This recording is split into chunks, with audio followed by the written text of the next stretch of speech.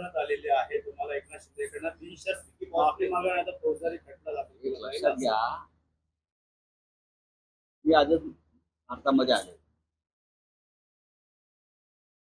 मला समजलं तिकडे परदेशात असताना की एका घटनाबाह्य सरकारच्या मुख्यमंत्र्या, हे सरकार घटनाबाह्य आहे, हे सरकार बेकायदेशीर आहे, या सरकारचा मुख्यमंत्री घटनाबाह्य आहे, हे सरकार भ्रष्टाचारातूनच निर्माण झालेलं आहे. म्हणजे डुक्कर ज्याप्रमाणे चिखलातच असतं तसे भ्रष्टाचाराच्या चिखलातली डुक्कर आहे. आता भ्रष्टाचारातून निर्माण झालेल्या सरकारने, घटनाबाह्य सरकारने भ्रष्टाचाराचा आरोप केला म्हणून मला नोटीस पाठवली. नोटीस मी स्वीकारली नाही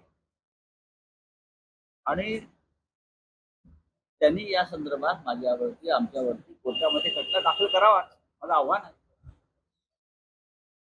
काही अडचण नाही. संपूर्ण महाराष्ट्र तर संपूर्ण देश या सरकारला आणि सरकारमध्ये असलेल्या आमदार आणि मंत्र्यांना फक्त एकाच नावाने ओळखतो, ते म्हणजे 50 खोके एकदम ओके.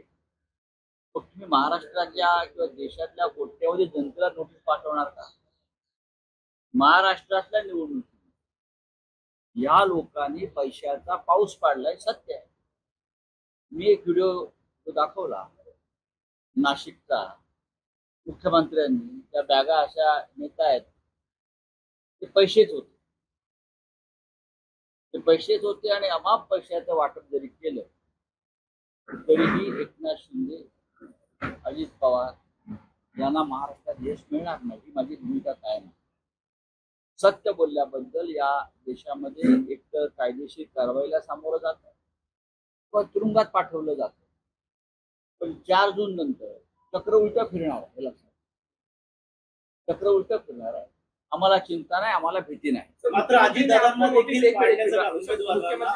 उमेदवारांना पाडण्याचं देखील षडयंत्र शिंदेने केलं असं देखील सिद्ध होईल ना. आता सामनामध्ये विशेषतः मी जे लिहितो, मग अग्रलेख असतो, रोखोक असतो, हा सत्याचा आधारच असतो.